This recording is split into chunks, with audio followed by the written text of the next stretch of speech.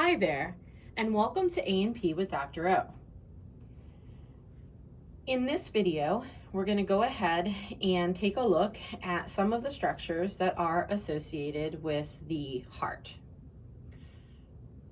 With the model opened up, we can see some additional structures.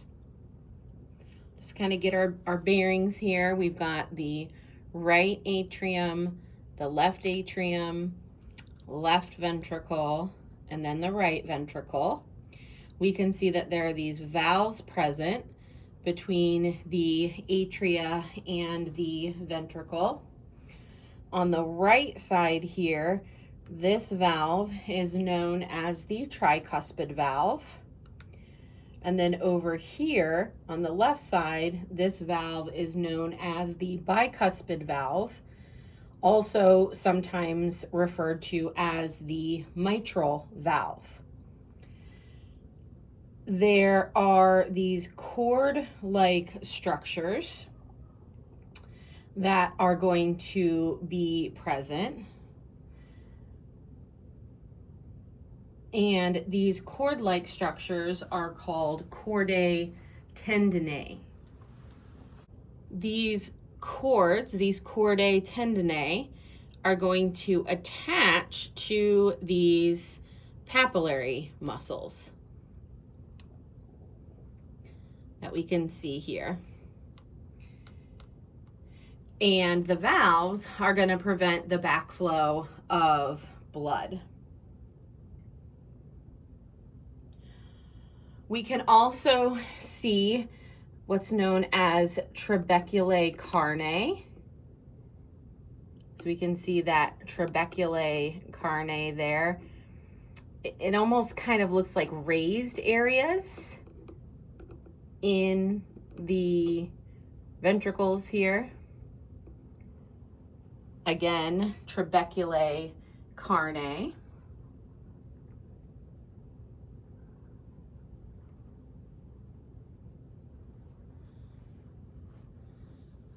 And then we can see that the ventricles, not only on the outside are they separated, so remember on the outside they're separated by the interventricular sulcus, but on the inside they're separated by this wall. And that wall is known as the interventricular septum. Sulcus is a groove, septum or septa means wall.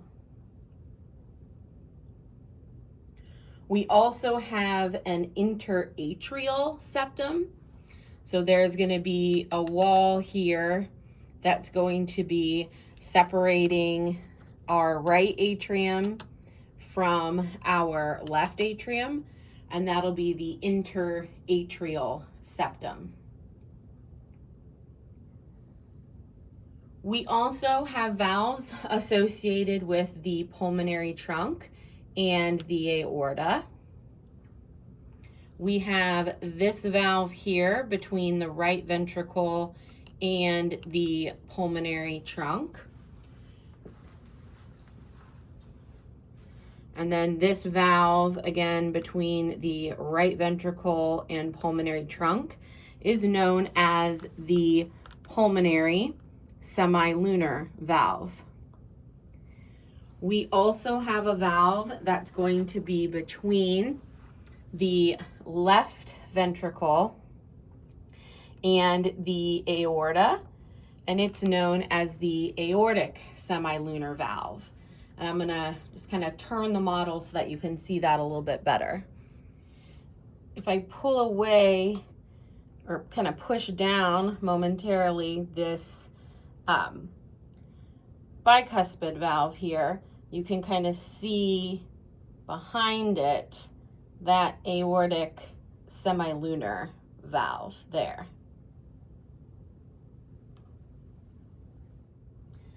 We also have three distinct layers of the heart wall.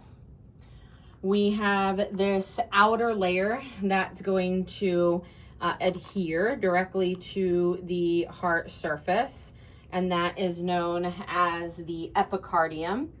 This is also the visceral layer of the serous pericardium, Remember, the heart is in the pericardial cavity. The serous membrane that lines the cavity is parietal pericardium. The serous membrane covering the heart is visceral pericardium, and it's also known as epicardium. We also have this middle muscular layer, and that is known as the myocardium. Remember, anytime we have that prefix myo, we're thinking something to do with muscle. And then the inner layer is going to be the endocardium. So that's going to cover the heart valves, and it's going to cover the inner surfaces of the heart. That's going to be the endocardium. Again, you can kind of think about how it looks kind of shiny, a shiny overlay on the inside of the heart. You can kind of think about that as the endocardium.